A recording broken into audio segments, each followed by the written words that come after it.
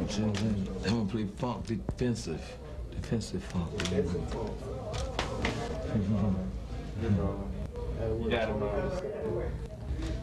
Okay, George, your fans are really excited about seeing you here tonight. Why don't you tell us some of the stuff you've been doing and why you're taking this time to I put it like this. Yeah. Funk is dead is what they said while sitting around cheating at pool. The bags were bagging and they were bragging. Tell the truth, they were looking real cool. They were choked up tight and their white on whites, their cocoa brown fronts were down. They wore candy striped ties that hung down to their flies and they sported gold dust crowns. It was the 15th frame of a 9-ball game. They all stood digging to play. With an idle shrug, they suddenly dug a strange cat moving his way. It was a medium-built cat with a funny time hat that looked about 5 years old. He wore a messed up vine and he needed a shine and he shivered as if he was cold. To all the other guys, they surmised this guy was an ordinary flunky. But to the well-trained eyes of how the mothership flies, you could tell these dudes was from the funky. So we've been kicking back, preparing for this new music out here. It's new. You know, how is it different from what we know about George Clinton? Well, how is it different? Yeah. Well, most of you wouldn't know George Clinton to be early basic funk, but we were like that. We did a lot of rap songs before, but most people wouldn't remember that part of our career because we didn't put out too many records, but we did a few and we did it on stage a lot. That's probably the way a lot of people wouldn't picture us, but it's the same. Funk goes all the way to sophistication until it becomes sophisticated. Like we had got around funkadelic, I would say. You know, like respect, all of that started getting sophisticated. So when we took our break, it took it back to square one. Basic funk, beat on a box, beat on a pan. This time, instead of beating on a pan or a box, they scratched the records. You've influenced a lot of people in this past 3, 2, 1, you got it. All right. In the past decade, you've influenced a lot of artists. Do you think they give you enough credit for your sound? Oh, more than enough credit. I mean, that's what's got us back out here right now with the help of Prince. I mean, that's the best credit that I could have gotten because I've always tried to perpetrate relationships with other musicians as opposed to battle of the groups. We always tried to make sure that we didn't have those hassle with other bands about time, who goes on first. We just sooner go on first or last, you know. And so I think they've given us more credit than we could have asked for just by being that kind of nice, you know, to us. Plus, everybody that that either sample something or sing funk gave, you know what I mean, it was almost embarrassing for a while. Some people I didn't even know. I thought it was like commercial to say George Clinton helped or something. But I can understand the freedom that we showed people that they could take hold to, that they could respect and, you know, give us the action. Oh yeah, we got more than a share of credit. I think we know how to use it too. The fact that De La Soul sampled our record, I sampled it back off of his record and got a little of his. I mean, it's all fun and everybody's cool and tight. I think that's what we did. Why Should I Dog You Out? For what? I mean, just being around here this long I'm grateful as all hell.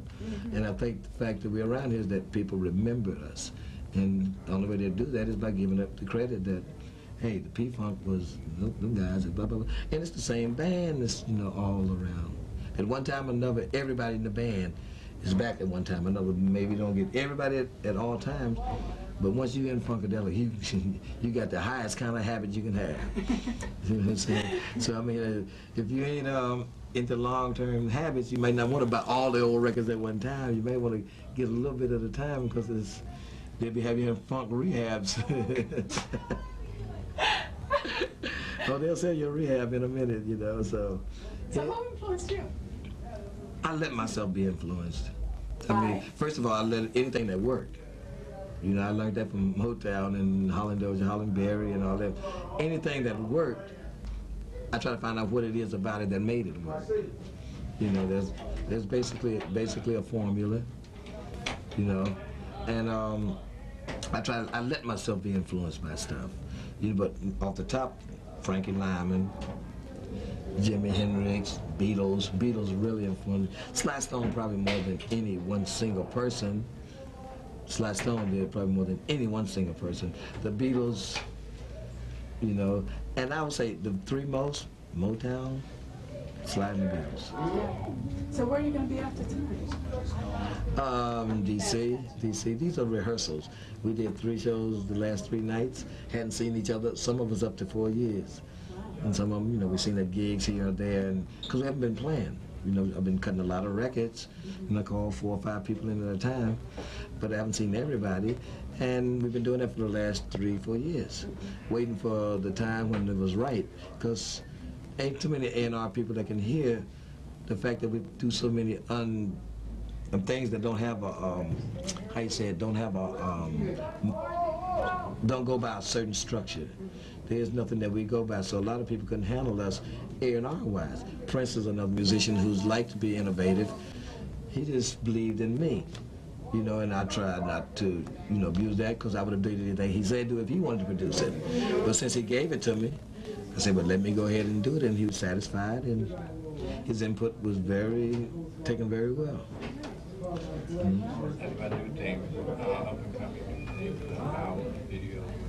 Yeah, what do you got up and coming? Oh, everything. It's going to go, I mean, I can't even tell you. The show will be over if I could try to tell you all that's going on now. It's so much, besides the fact that I just released my single in 12-inch, Why Should I Dog You Out? The video is half done. We'll finish it up Tuesday. You have it. We've recorded the whole album. It'll be out in about 2 weeks. Then there's Funkadelic coming out right behind that in a few weeks behind that. And Our Gang Funky, which is different members of the band on their solo projects. And Otis Day in the Night. You know, Gary Scheider, he's got his projects coming out. Jessica Cleaves, Clip Payne. Then, like I said, Funkadelic on MCA. My son is on Warner Brothers. He's getting ready to go crazy out there. Plus, the old stuff is re-released. Magabrain was re-released on the old labels. And we're gearing up to do a lot of film and stuff. We got all kinds of scripts that we've been saving for years. The Mothership, The Clones. I mean, we planned this 20 years ago. We knew it wouldn't be right and worked for 20 years. You know, we waited for this. We did. That's why we could afford to go so crazy, because we know it wouldn't be like, say, B.B. Kingdom was in '69 for another 20 years. I saw him, I guess around 40 years old, he was getting an award. I said, what the hell am I in a hurry for? I was 28, I had all this time, so we just planted all the things that we wanted to grow for that length of time, and we did them. So now the nostalgic part is trying to take over, but we hear funkin' in real life. I want to be Jimi Hendrix as opposed to, say, Chuck Berry and them, when everybody was singing their stuff and playing their stuff. I want to be in the position of Jimi Hendrix as opposed to, oh yeah, that's what they did. They used to do that, and blah, blah, blah, blah. Yeah, we used to do that, and cool, fine. You know, but we just funkin', you know, evermore. You know, we ain't gonna stop. Out of nostalgia, you know what?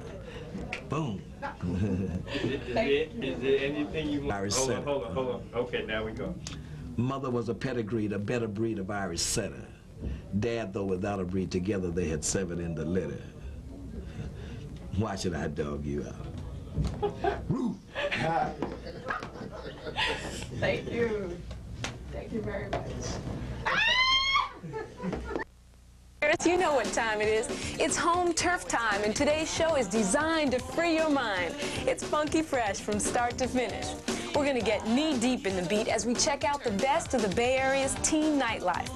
We're going to kick it on the serious turf, because a Friday night football game at DVC is this week's place to be. And we'll meet a young journalist from San Francisco's Fillmore who's on the rise. But we're going to jump off seriously jamming with the king of the P-Funk thing. One of the most sampled musicians ever, a true originator. He wrote De La Soul's Me, Myself, and I a long time ago. I'm proud to put George Clinton in the HT mix. A lot of people look at what you're doing right now as a comeback. Is it a comeback? Did you ever leave? Funk is forever coming. Funk don't never go nowhere. If you look away, you turn around, it's still coming. But and when I leave, I just go to the bathroom. Because I'm testing positive for the P-Funk.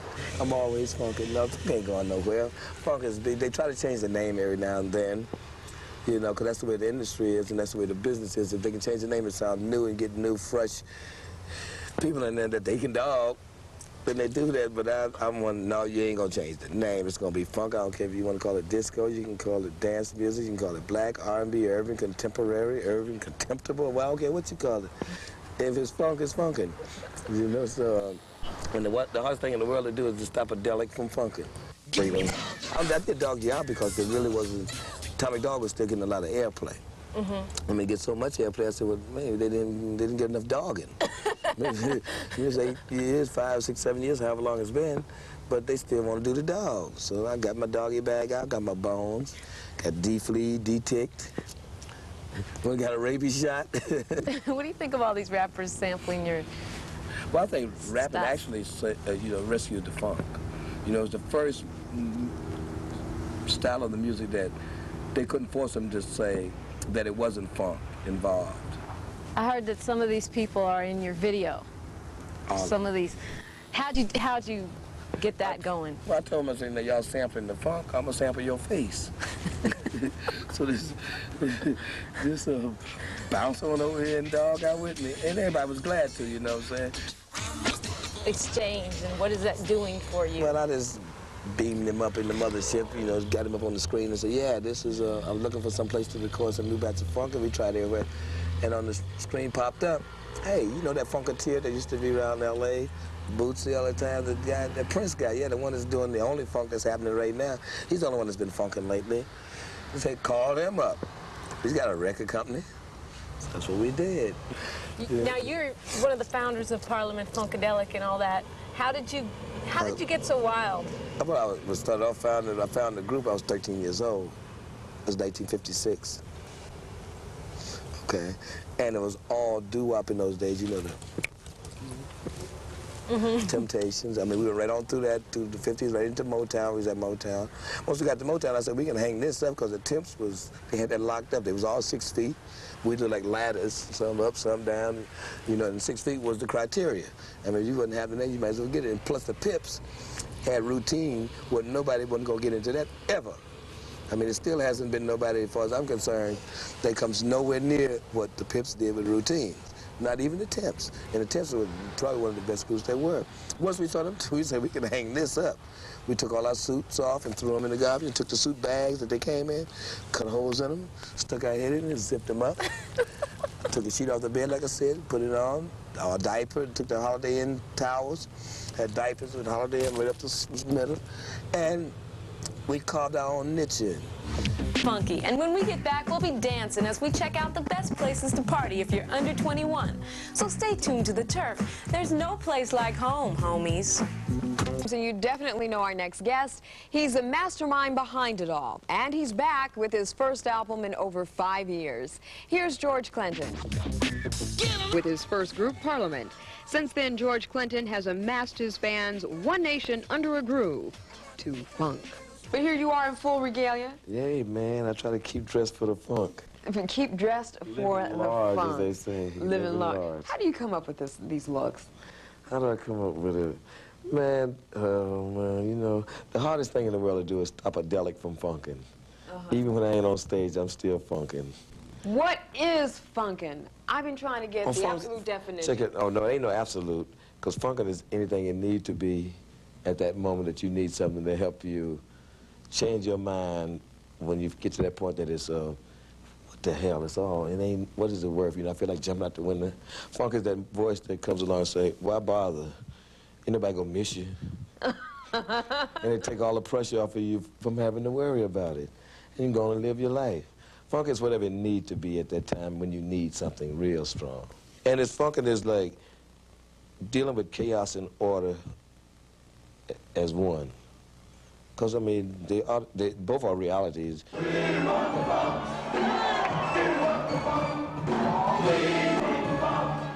Let's go back and cover just a little bit of history now. Parliament and Funkadelic. How did those two groups really come about? We started out with Parliament in '56, had a few jive records, didn't do nothing. Then we had I Want to Testify, it was a big record in '66, '7. Got in trouble, as most small labels do. We couldn't use the name no more, so we took our little brothers, who was our backup band, we named them Funkadelics. We became their backup singers. And we just stayed together playing, like, we were the backup singers. And when we have a record out, they were the backup band, and then pretty soon some of the bands started playing, some of the singers started singing, and we just said, forget it, let's just be Parliament Funkadelic meant thing. But we did about 7 or 8 different deals being under the umbrella of the mothership. We were able to get Bootsy, Parliament, Funkadelic, Brides, Honey Horn, and the Parlettes. George Clinton's latest vision is the Cinderella.